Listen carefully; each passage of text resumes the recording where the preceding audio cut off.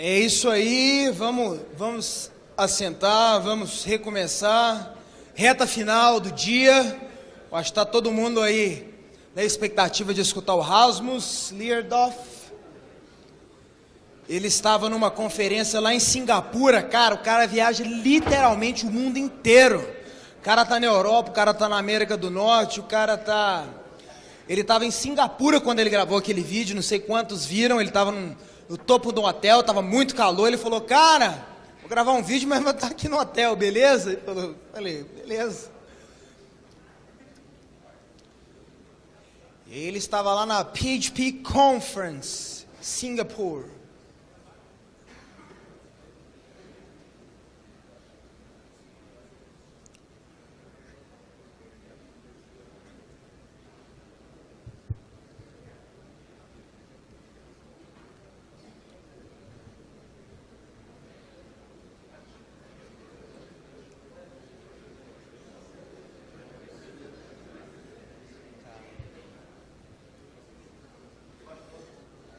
Achamos um celular aqui, é um Samsung Duos. Será que é de alguém? Será que nós podemos doar aí, fazer uma... Jogar, quem pegar? Samsung Duos. Já que não dá para ver a foto aqui. Telefone bloqueado.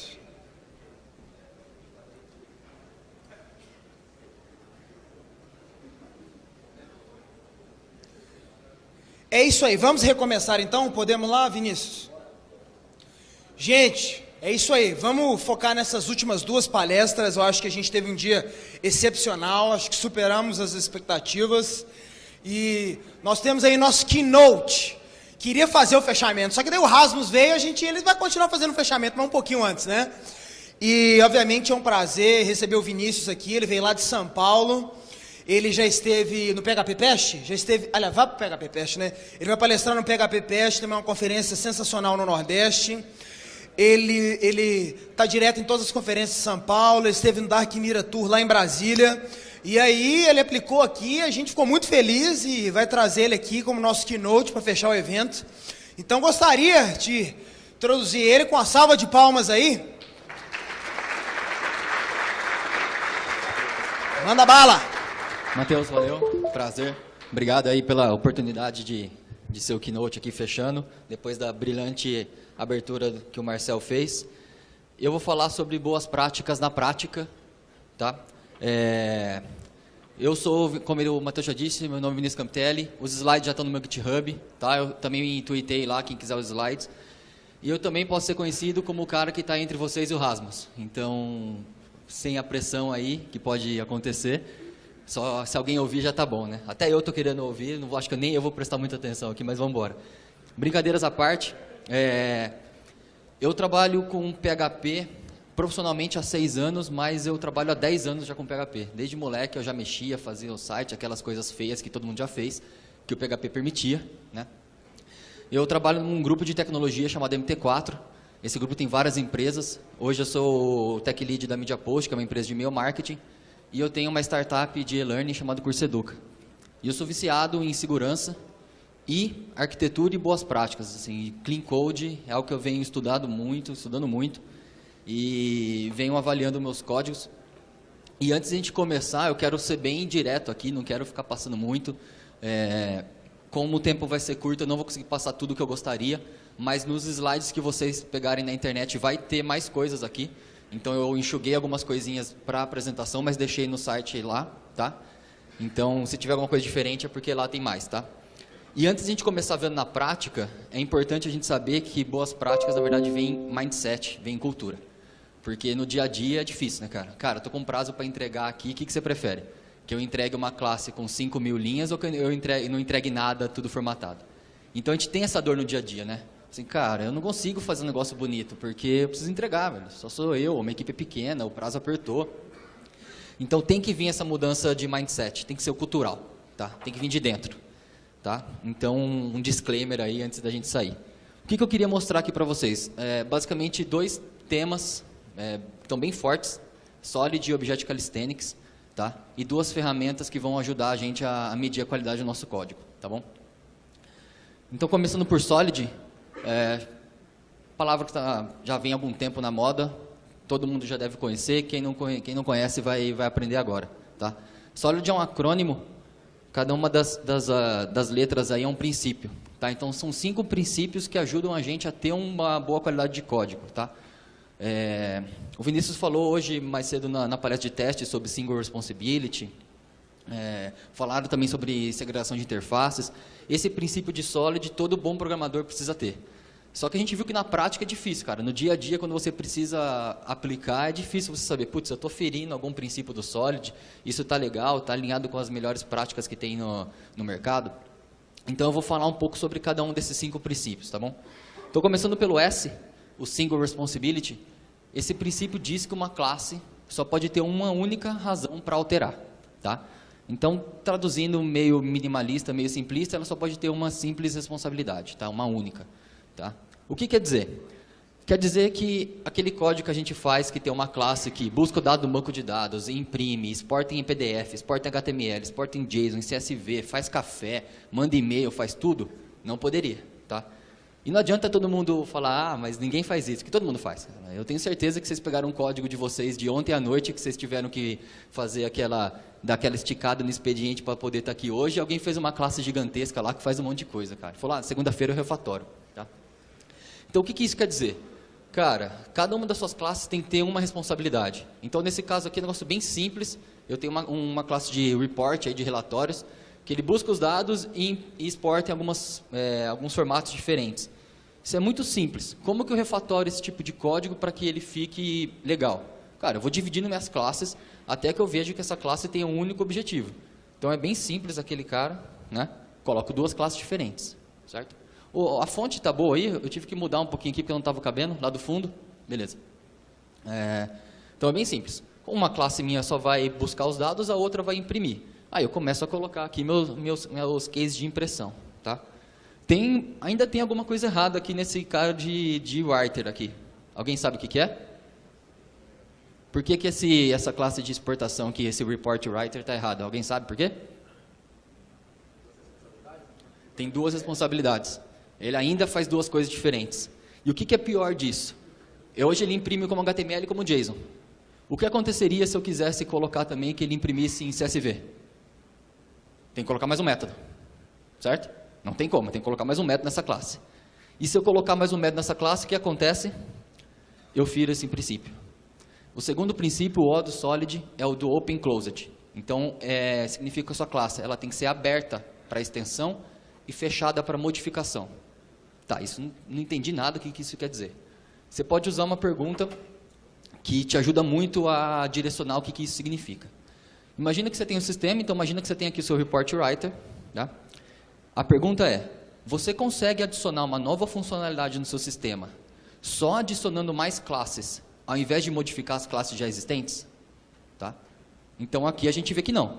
Se eu quiser colocar exportação em CSV, eu vou ter que modificar a classe do writer, colocar um outro método que vai exportar em CSV. Então, eu estou ferindo o princípio do aberto e fechado. Tá? Então, aqui dei uma esmiuçada no exemplo, né? Então, vamos dizer que eu tenho lá o tio CSV, aí eu começo a colocar tio XML, tio JSON, tio HTML, tio PDF, tio tudo isso, tá? E aí, alguém tem ideia de como que a gente resolve isso? Boa. Exatamente isso. Como que você resolve uma classe que pode ser várias coisas? Eu tenho um exportador que pode ser PDF, pode ser HTML, pode ser CSV, pode ser XLS. Leiam esse código aqui. Tio CSV, o que ele faz primeiro? Cria um novo arquivo, abre o render do arquivo, para cada linha do meu relatório eu escrevo no arquivo e fecho. Tá? Isso não é sendo bem generalista, isso não funciona com qualquer tipo de arquivo. Eu abro, escrevo e fecho. Importa se é CSV, se é JSON, se é HTML, XML? Não importa. Tá? E é por isso que você usa interfaces. Em PHP, né? Em algumas linguagens que você tem templates, você poderia usar template. Então, o pessoal de Java e C++ e outras linguagens tem templates, você poderia usar template. Em PHP, você faz uma interface. Tá? Então, como você resolveria O scroll aqui ainda quebrou. Tudo bem. Então, como que você resolveria aquela exportação? O meu método de exportação recebe um objeto do relatório e uma interface que exporta. Tá? E o que eu vou programar? Eu vou programar em cima da interface. Então, eu sei que a minha interface eu tenho que iniciar, escrever e finalizar. E meu código faz isso. Inicia, escreve e finaliza. E a minha interface só vai ter isso. E quando eu for adicionar mais um tipo de interface, então eu tenho mais um tipo de exportação, eu tenho um CSV Writer, um XML Writer, um JSON Writer, um HTML Writer. Só vou implementando a interface e eu passo aqui para o cara o que eu quero. Não muda o meu sistema. Vocês veem que essa linha, as duas últimas linhas aí, para a minha classe lá não importou. Ele fez a mesma coisa. É um negócio muito simples, mas que às vezes na prática a gente acaba esquecendo, né? A gente acaba colocando algumas dependências do código dentro dele, né? Que foi até uma coisa que o Flávio falou agora aqui, né? Ele tinha um algoritmo lá genético, mas o algoritmo de fitness lá, da função objetivo, estava fora, tá? Aí, quando ele quiser trocar, ele passa outro e todo o código dele está funcionando, certo? É mais ou menos isso aqui. Bem tranquilo, né? Vamos para o que eu acho, particularmente, a letra mais difícil do Solid, que é o Liskov. É um princípio de substituição de Liskov. Tá? É um princípio matemático. Eu nem trouxe a fórmula matemática aqui, porque toda vez que eu vejo essa fórmula matemática eu fico mais confuso. Tá? Então, eu tentei trazer para um português assim, um pouco mais legível. O que o princípio de substituição de Liskov diz? Se você tem uma classe que estende de uma outra, o seu sistema deveria funcionar igual se você usasse qualquer uma das duas. Tá? Então, por exemplo, voltando por exemplo da exportação, se eu tenho um CSV Writer ou um File Writer, certo? O CSV Writer provavelmente deve estender desse File Writer aqui. Tá?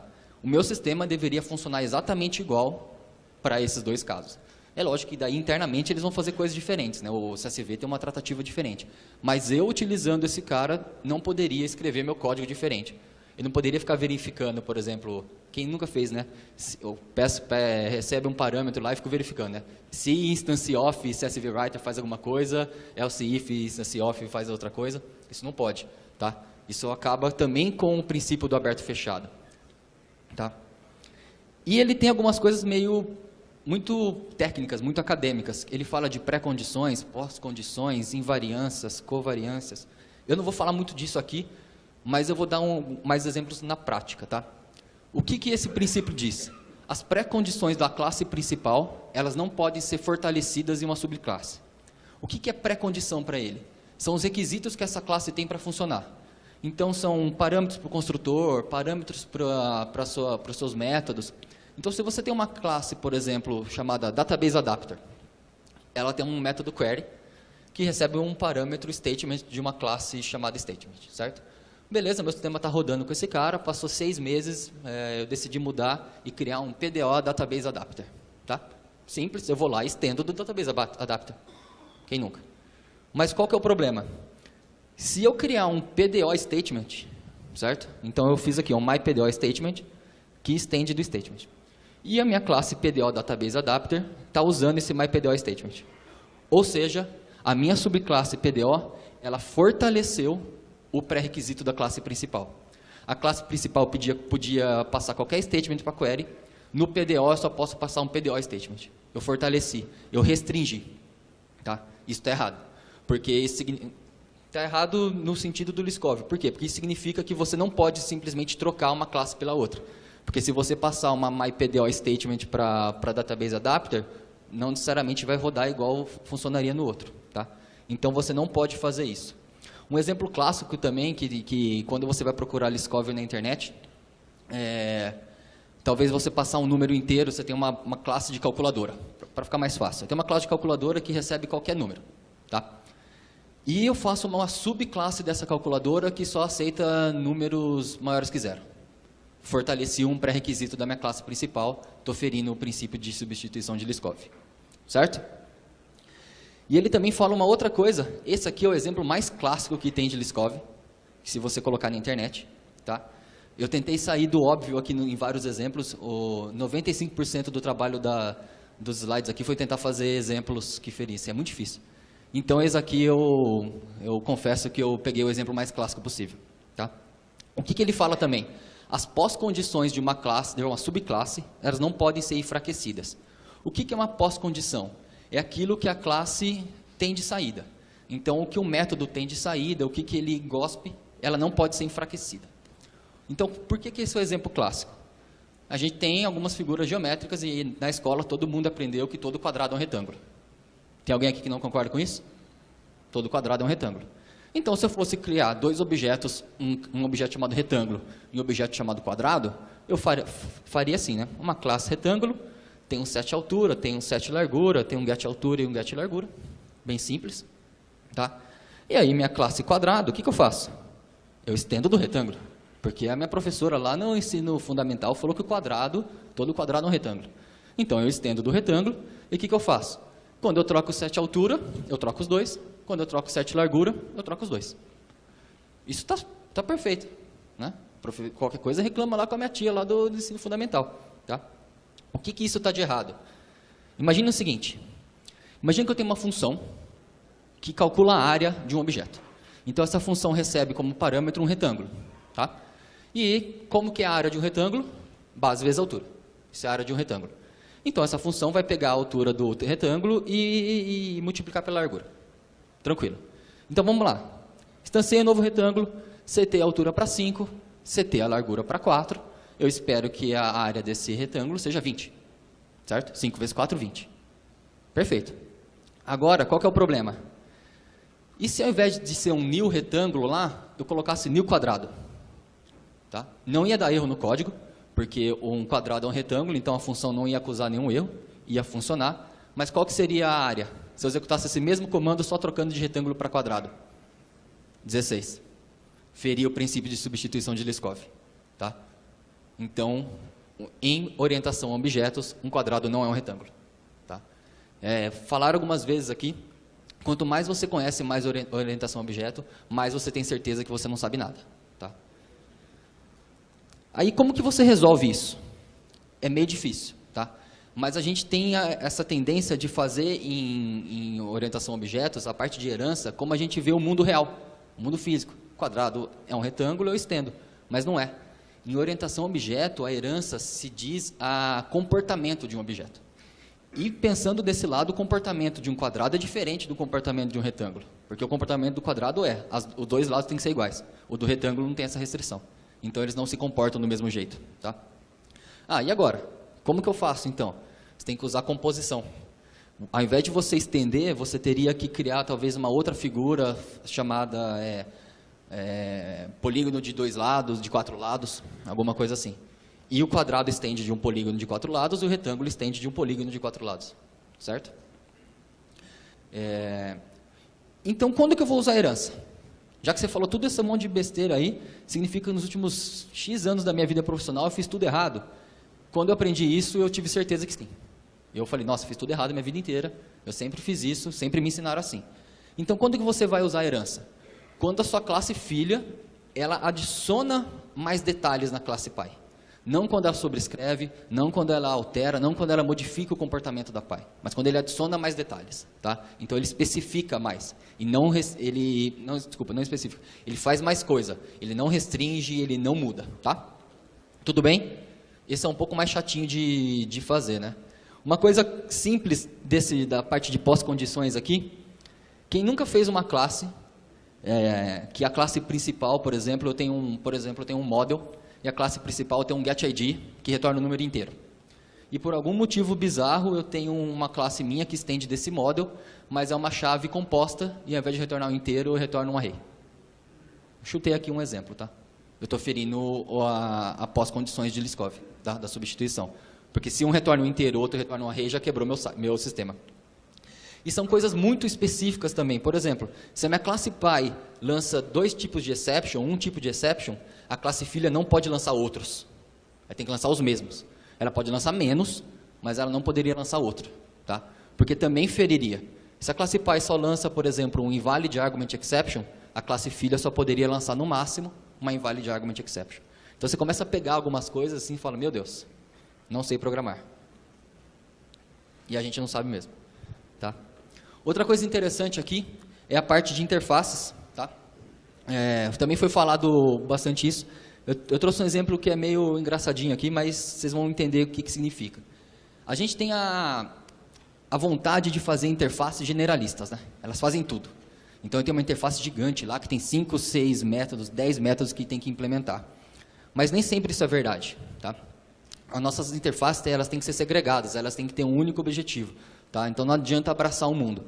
Como que eu sei que a minha interface está errada? Quando eu implemento essa interface, mas algum dos métodos que eu implemento, ela não faz nada. Tá? Então, você implementou a interface, mas um dos métodos, ela dá um return null, ela dá um throw, ela faz alguma coisa que não deveria. Quer um exemplo simples? Vou criar uma interface chamada ave. Eu não sei muito bem o que uma ave faz, mas pelo que eu lembro, ela pode bicar. Ela tem bico, né? A ave tem bico, tem algumas coisas lá de penas, de cavidades do coração. Eu não quis colocar isso aqui, mas eu sei que ela pode bicar e pode voar. Alguém aqui quer falar para mim que ave não bica ou não voa?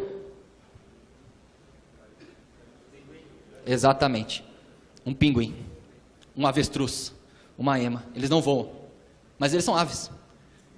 Então, significa que a minha interface está muito generalista, porque não é toda ave que voa. Tá? Então, o que você tem que fazer? Tá? Ao invés de fazer isso, cara, cria 2 interfaces. Uma interface chamada ave, que ele só bica e faz todas as coisas que todas as aves fazem, e uma coisa que é específica, que é voar. Então, eu tenho uma outra interface chamada voador interface aqui, eu sou bom de nomes, né?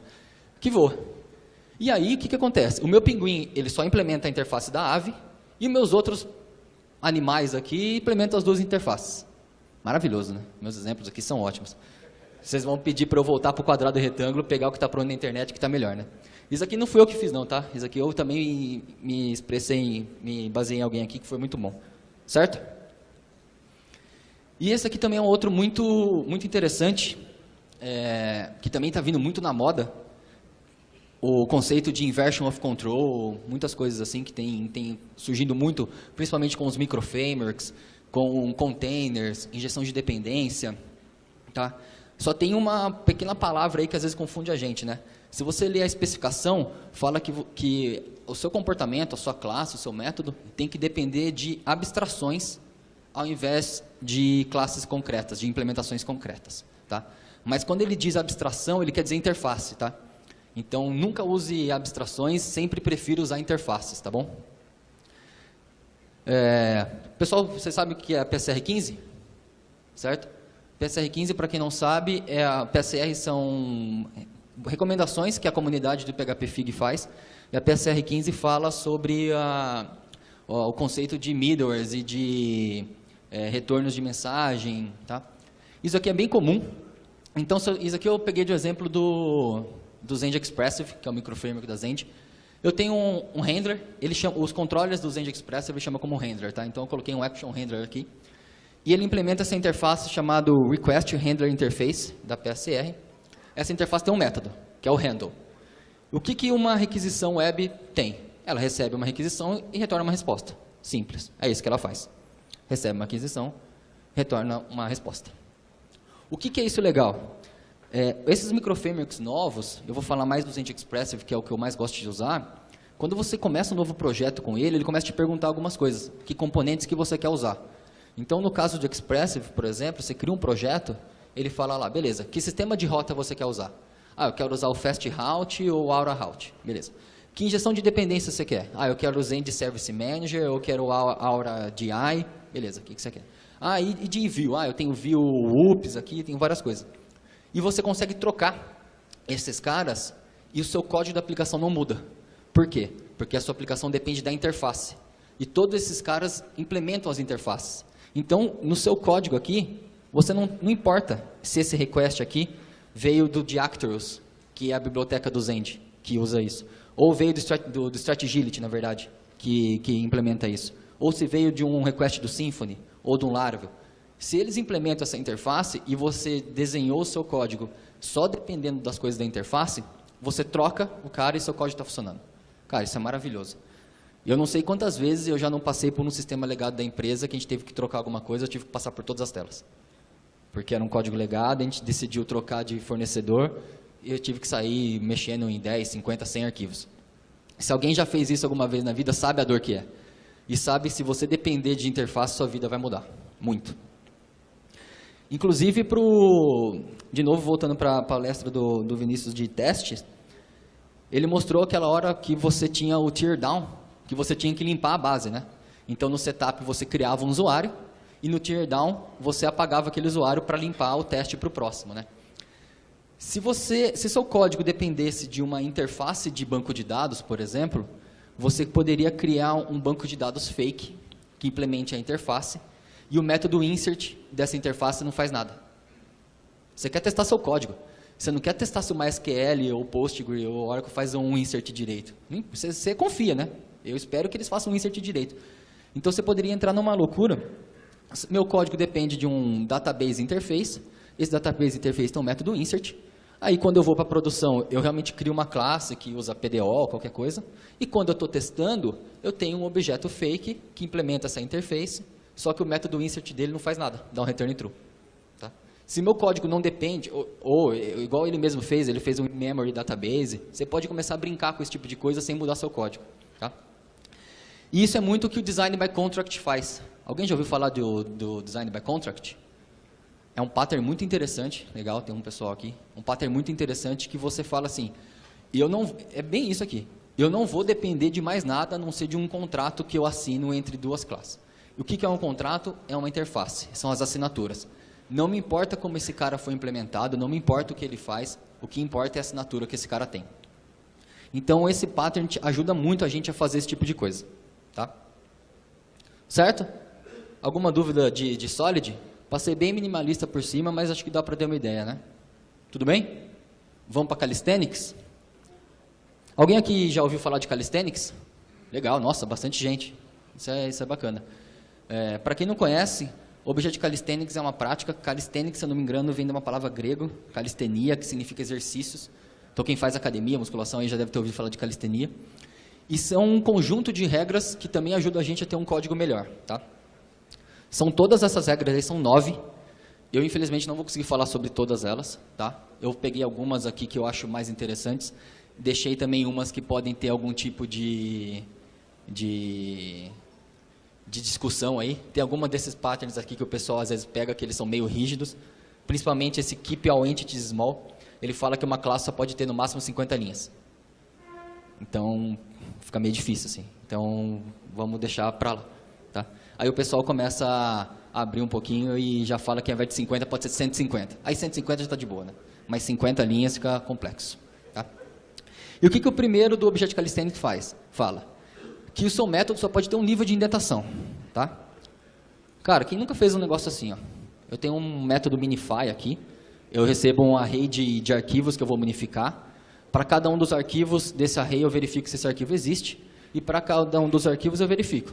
Se for um CSS eu faço uma coisa, se for um JS eu chamo outro script de minificação, se for um HTML eu chamo outro script de minificação. Cara, tá tranquilo esse código, né?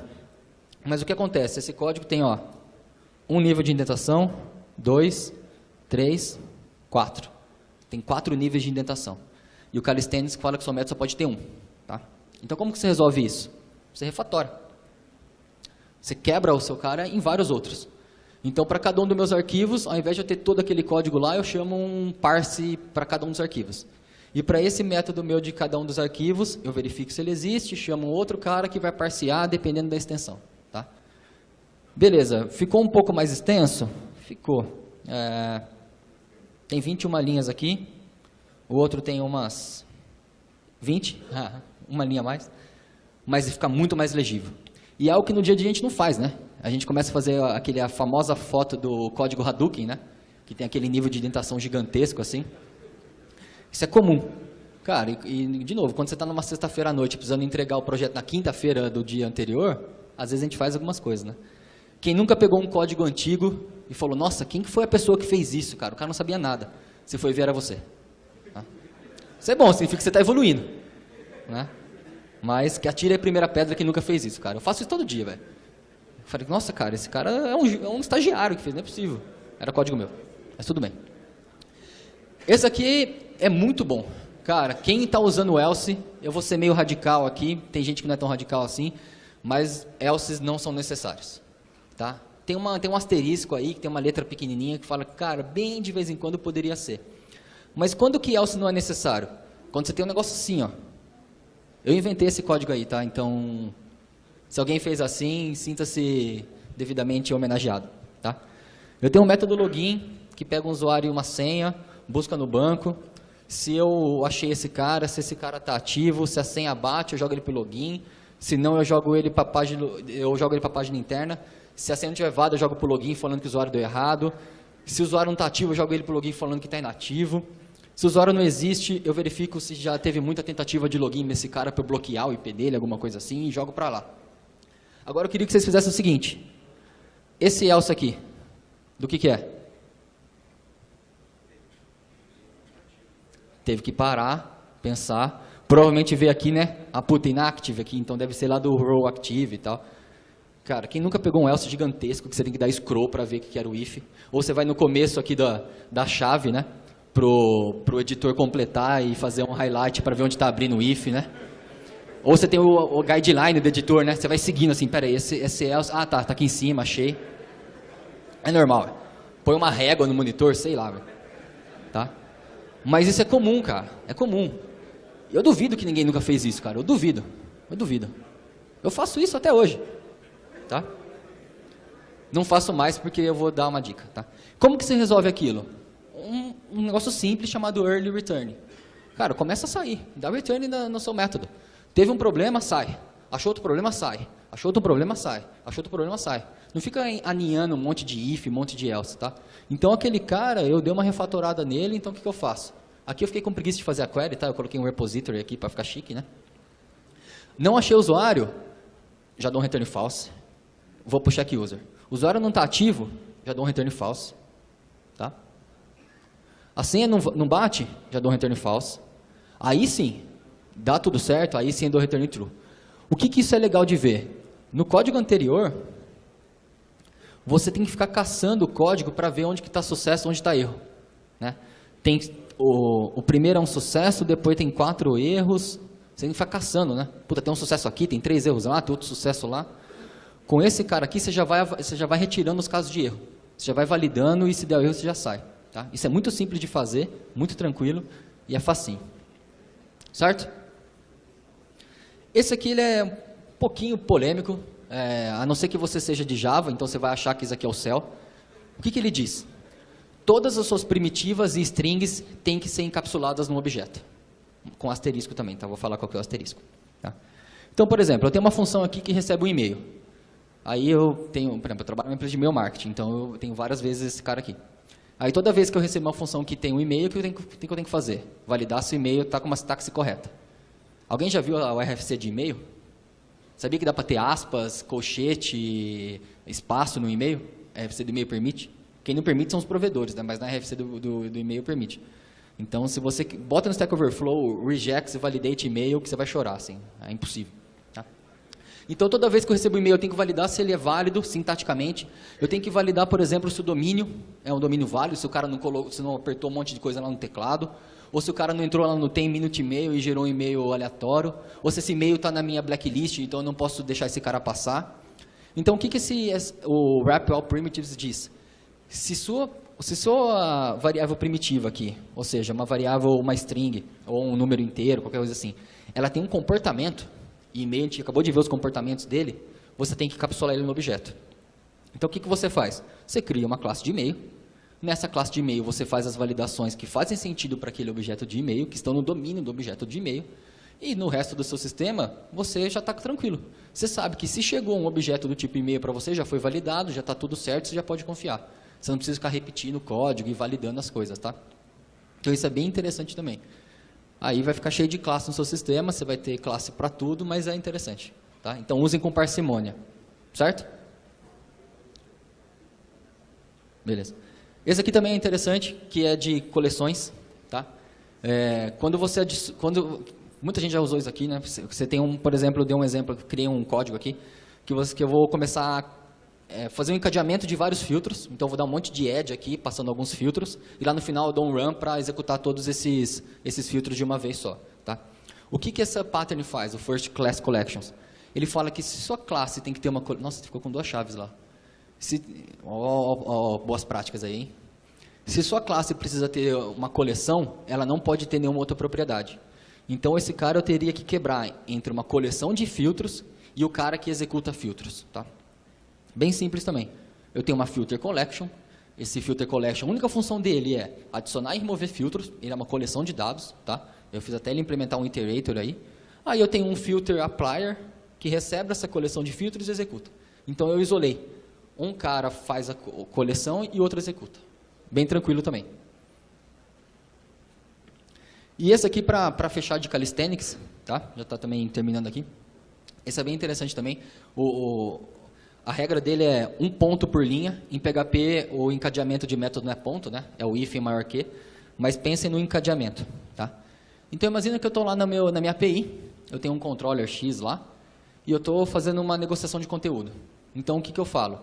Se o cliente da minha API passou no cabeçalho accept dele falando que ele quer um JSON, eu retorno um JSON. Isso é negociação de conteúdo. Né? Se ele pedir um XML, eu falo que não, porque XML não tem que ter. E se ele pedir, estou brincando. E se ele pedir o CSV, eu faço isso. Qual que é o problema disso daqui? Eu estou na minha controller, eu estou chamando o request da minha controller, e eu estou tendo que saber como o meu request funciona para saber que ele tem um método getHeader, e o getHeader eu passo como parâmetro para ele o header que eu quero. Imagina isso vezes 100 endpoints. E se por algum dia você decidiu mudar o nome getHeader? Boa sorte, você vai ter que passar por 100 lugares falando que o getHeader não é mais isso. Ah, mas eu nunca vou mudar o getHeader. Cara, se você tem um produto que vai durar 5 anos no mercado, você vai voltar nele, com certeza. Então, o que esse princípio fala? Se você está encadeando métodos e passando por vários objetos, tá? Então eu chamei o request e chamei o header. Eu estou indo para um outro objeto. Isso significa que você tem que saber muito sobre como aquele objeto se comporta. Tá? E isso fere 2 leis. Alguém já ouviu falar da lei de Demeter? Bacana, tem um pessoal aí. E tell, don't ask. Outro pattern legal. O que isso significa? A lei de Demeter fala o seguinte: eu só posso falar com meus vizinhos. Vamos dizer assim, eu vou ser bem simplista, tá? Ele tem algumas coisas que fala que só pode falar com classes que forem instanciadas no mesmo método, tá? Mas é o seguinte, eu só falo com o meu cara do lado. Então, naquele caso, eu só falaria com o request, tá? Ou seja, o request tem que se virar e falar o que ele tem que fazer, tá? Então, ao invés de eu pegar o request, pegar os cabeçalhos do request, dos cabeçalhos, pegar o cabeçalho accept, eu falo para o request o seguinte: request, eu preciso de um JSON ou não? E esse request vai dar um jeito de ir lá, pegar o cabeçalho e ver se é accept ou não. Tá? O que acontece se algum dia a especificação de HTTP mudar, por algum motivo bizarro, e não for mais accept, for accepts, no plural. Só mudei aqui. Está isolado. O comportamento, a lógica, os dados estão no request, não estão na minha API. Então eu isolo o meu problema. Tá bom? E o que é esse princípio tell, don't ask? A gente geralmente tem aquele costume de ficar usando get e set, que é uma das outras coisas do calisthenics que eu não vou conseguir falar. Tá? Assim, um exemplo clássico que tem na internet. Eu tenho uma classe aqui, eu estou fazendo um sisteminha de campeonato. Aí um time tem uma vitória. Esse é um exemplo bem clássico. Aí o que acontece quando tem uma vitória? Por exemplo, no futebol, eu somo 3 pontos. Né? O que geralmente a gente faz? A gente vai lá, pega o nosso objeto time, pego o placar dele, pego a pontuação dele, dou um get points dele, retorno o ponto. Aí eu dou um set nele falando que ele tem qual que é o novo ponto? O que ele tem mais 3. Quem nunca fez isso, né? Team set score é team.getScore mais 3. Ou seja, você está colocando a regra, ao invés de ser no time, está colocando a regra em você. Então você não está falando para o objeto o que você quer fazer. Você está tendo que pedir para o objeto. E esse princípio do tell, don't ask fala isso. Fale por objeto o que você quer. Então, nesse caso, o que você falaria? Time, soma 3 pontos. E ele internamente se vira para fazer o que ele tem que fazer. Onde que ele tem que salvar, o que ele tem que fazer. Tá? Então, ao invés de você sair pedindo para o objeto, dá um get aqui, dá um set lá, dá outro get aqui, fala o que você quer fazer. E aí, com esse comportamento, ele vai fazer o que ele tem que fazer. Certo? Para finalizar, 2 ferramentas essenciais, tá? Que se vocês quiserem seguir esses caras, você tem que ter instalado. PHPCS, tá? Que é o PHP Code Sniffer. Esse cara tem tanto para linha de comando, quanto tem vários plugins para os editores de texto. Eu coloquei um link aqui também para um plugin de Object Calisthenics, que ele vai validando as regras de Calisthenics para vocês no PHPCS, tá?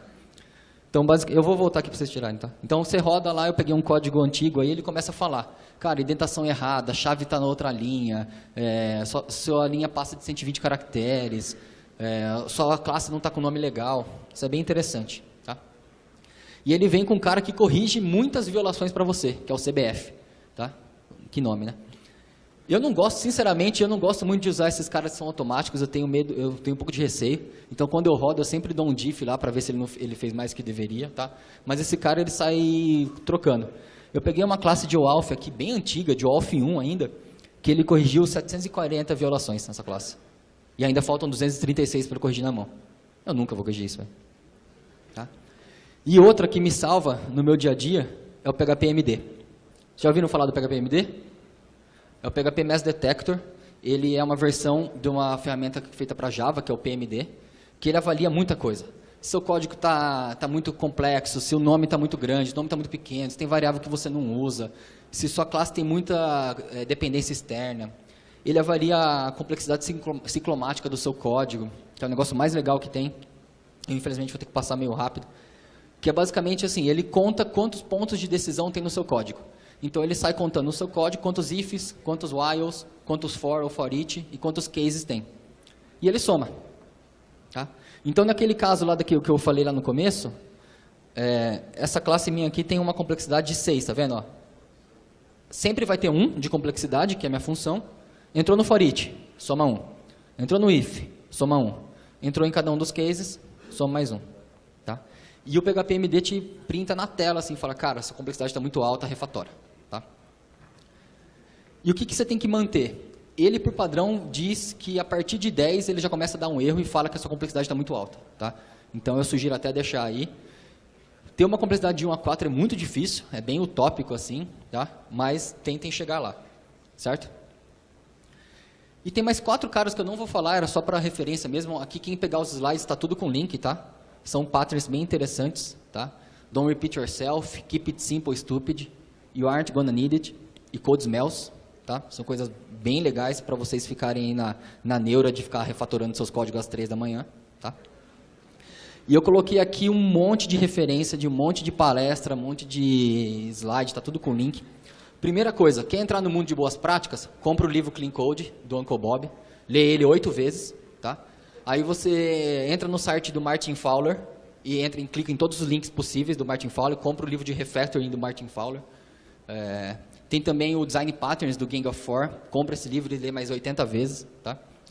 E sai clicando aqui, ó. Aqui tem um monte de coisa bem interessante, tá?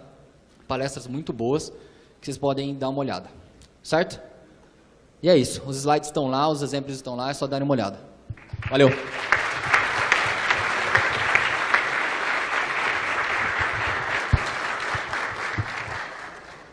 Uma pergunta para o Vinícius, gente, para a gente aproveitar o tempinho, ser rapidinho. Quem vai mandar? Uma perguntinha direta. Susi, então vamos lá. Então vamos dar prosseguimento. Surgiu uma pergunta aqui.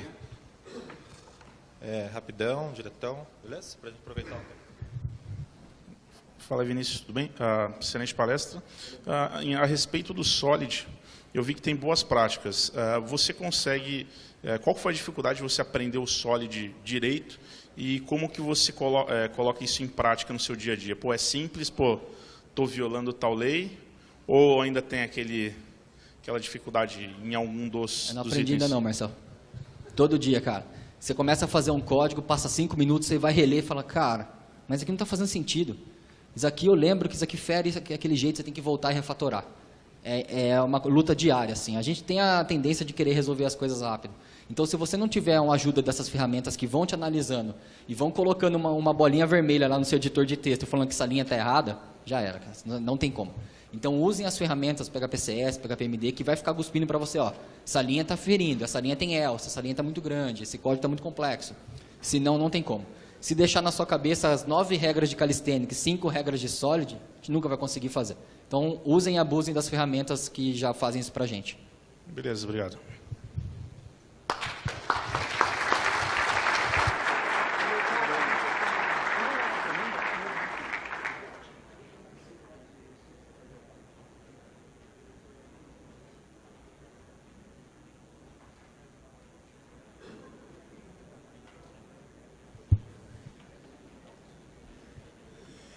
É isso aí, sensacional. Estamos aí na reta final do dia, acho que um dia bem puxado, mas eu acho que valeu a pena. E eu gostaria de convidar aqui o Galvão. O Galvão, ele é... Vem para cá, vem para cá. Ele é organizador da PHP Conference há mais de 12 anos, sem dúvida a maior, talvez a melhor conferência no Brasil e questionavelmente da América Latina. Então ele tem feito um trabalho sensacional, ele tem feito um trabalho que toma muito tempo, toma muito esforço, ele faz tudo com tanto zelo, com tanto carinho, na realidade parece que ele ama mesmo a comunidade, é um negócio muito bacana. Então, só mais um minutinho, precisa correr não.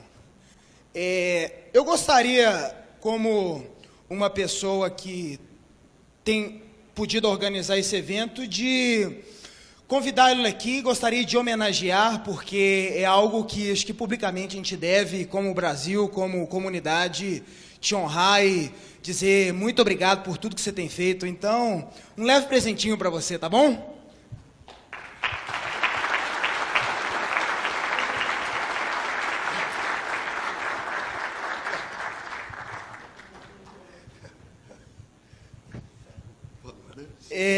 Deixa eu colocar essa camisa, eu vou até ler, nós colocamos assim como organização. Caro Galvão, obrigado por servir nossa comunidade com tanto zelo, esmero e paixão. Apreciamos e somos gratos pelo seu empenho nos últimos anos à frente da organização da PHP Conference Brasil. E daí 2 mãozinhas assim, né? Muito obrigado, Steph, do PHP Day Curitiba 2018. Então, uma salva de palmas aí pro Galvão mais uma vez.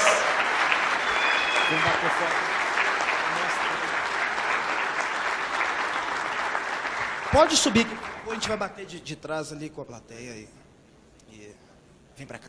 Ele vai bater o inverso. Isso. Show de bola.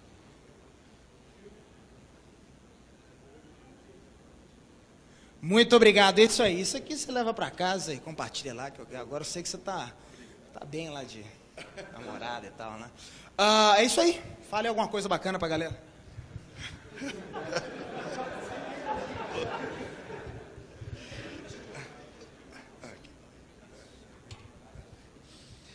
Bom, boa tarde. Então agora acabou comigo, né? Deixa eu tentar lembrar o que eu ia dizer mesmo.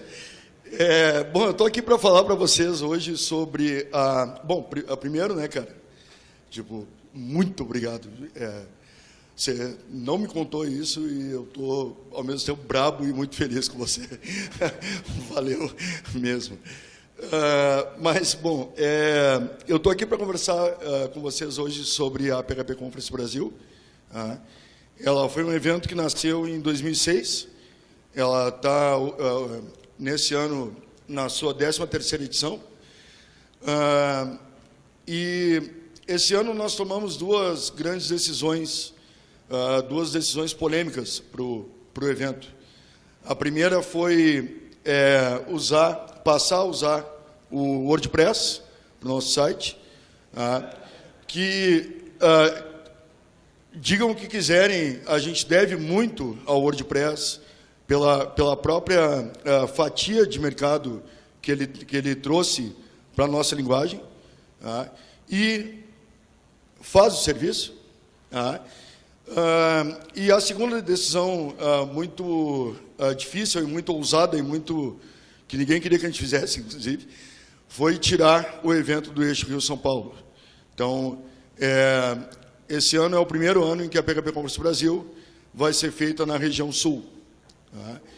Então, vai ser feita em Porto Alegre, por questões de que eu moro lá. Não, brincadeirinha. Mas por questões simplesmente que fica mais fácil, claro, da gente ter o evento mais próximo da gente. E claro, essas decisões elas não são fáceis a gente tomar. Elas são extremamente complicadas, porque elas causam uma mudança muito grande no evento. Então, a gente decidiu apoiar alguns eventos esse ano da região sul, entre eles o evento de vocês, que, aliás, maravilhoso, parabéns.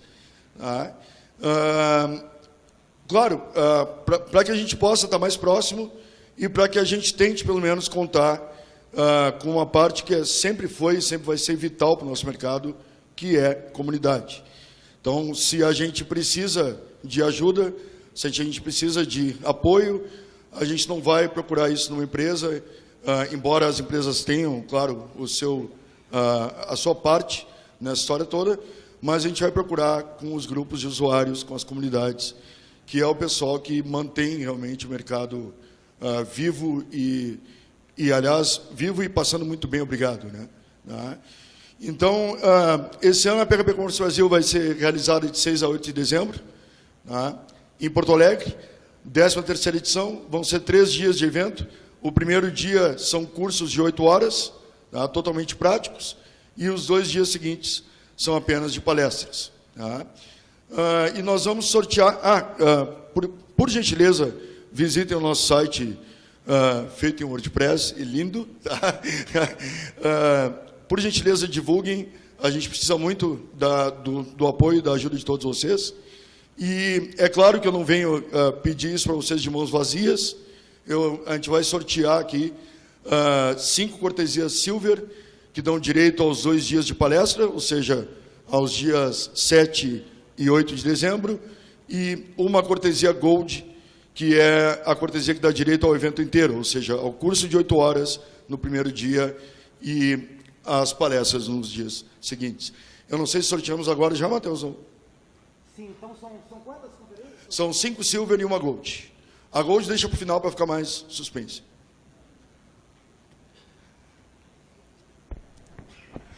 Excelente, excelente. A maneira que vai funcionar é o seguinte: a gente tem a lista de todos os inscritos aqui, e a gente vai rodar um código PHP que dá um shuffle num array. Totalmente solid. Na verdade, um nível de indentação, obviamente, né? Cadê o Vinícius? A interface, eu não estou implementando, então melhor que implementar a interface é não implementar nada. Mas tá, seguindo o que o evento fala mesmo, né? E daí a gente vai rodar no Shell aqui, vamos ver se alguma coisa acontece, tá? Então tem a lista de todos aqui e tal, aí dá um shuffle e there we go. Tá? Vamos lá, 5, 4, 3. Tá muito ruim, pera aí, vamos começar de novo. Pô, cadê a emoção? Todo mundo faz assim, ó, sei lá. Sim, ó. Vambora. Então vamos lá, um negócio altamente técnico, né? Vamos lá agora. 5, 3, 2, 1. Aê! Ô, zoeira, brincadeira, foi só um print. E os ganhadores são... Aê! Vamos lá então. Vamos lá rapidinho. Tem que ser rápido que a gente quer escutar o Rasmus aí. Tem alguém querendo escutar o Rasmus aí? Então vamos ser rapidinho. Giancarlo, tá aí não? Beleza, já temos uma. Rafael. Rafael, está aqui não? Vai sortear de novo. Talvez pode ser outro Rafael. Caiari Tolotti. Tá aí, valeu. Então, segundo. Edmar Caleb. Tá aí, não? Então, terceiro, né? Terceiro. Quarto, quarto, Daniel. Bom demais, é você, o seu chefe, que azar. Tá, então nós vamos ter que sortear de novo. Vamos lá. Mais uma Silver. Então... Tá, mais uma Silver. Na verdade, um não veio, então acho que... Uma Silver. Tá aí uma Gold. Vamos lá então, syntax error. É zoeira. Até não perdeu a graça, né? Sleep 7 seconds. E o ganhador é... Alexandre Ferreira Martins. Alexandre tá aí? Show, tá ali. Ali. E agora a última, não é isso? E agora a última aqui é a Gold. Marcos Costa Júnior. Cadê o Marcos? Marcos Costa Júnior. Show! Feito. Então... pessoal, deixa eu só dizer, quem ganhou, parabéns, em primeiro lugar, todo o resto está morrendo de inveja. Em segundo lugar, me mandem um e-mail, galvão@phpconference.com.br, dizendo eu sou o cara que ganhou a cortesia, lá no PHP Day, e aí a gente orienta vocês de como proceder, tá bom? Muito obrigado a todos pela paciência, por não me odiarem por segurar o Rasmus, e eu espero ver todos vocês em breve de novo. Valeu, pessoal. Valeu mesmo.